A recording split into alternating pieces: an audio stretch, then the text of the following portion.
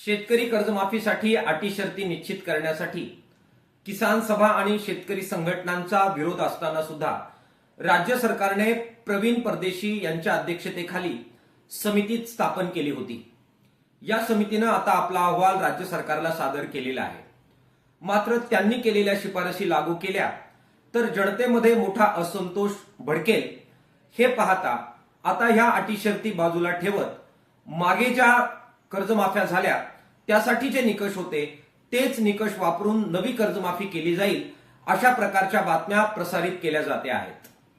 जर मागच्याच कर्जमाफीच्या आधारे निकष ठरवले जाणार होते तर मग आता प्रवीण परदेशी समितीचा बाबत इतका वेळ आणि पैसा खर्च का केला हा रास्त सवाल या पार्श्वभूमीवर किसान सभेच्या वतीने आम्ही उपस्थित करतो आहोत।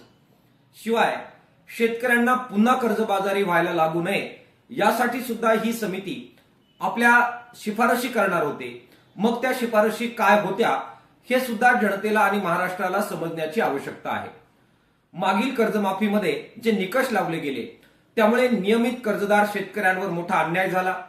शेडनेटचे शेतकरी त्याचबरोबर इमू पालन आणि इतर वेगवेगळ्या गोष्टींसाठी कर्ज घेतलेले शेतकरी यांना कर्जमाफीमधून वगळण्यात आल्यामुळे त्यांच्यावर सुद्धा अन्याय दूर झालेला होता।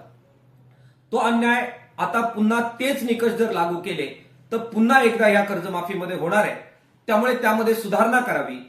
नियमित कर्जदारांना सुद्धा थकीत कर्जदारांना इतकाच दिलासा दिला जावा। इमू पालनचे शेतकरी, शेडनेटचे शेतकरी आणि त्याचबरोबर शेतीच्या इतर सुधारणांसाठी ज्या शेतकऱ्यांनी कर्ज घेतलं त्यांना सुद्धा लाभ दिला जावा आणि 2 लाखाच्या वर ज्या शेतकऱ्यांचं कर्ज आहे त्यांना सुद्धा दिलासा देण्याच्या बद्दल ठोसपणाने निर्णय घेतले जावेत ही सुद्धा मागणी कर्जमाफीच्या संदर्भामध्ये किसान सभेच्या वतीने आम्ही करतोय।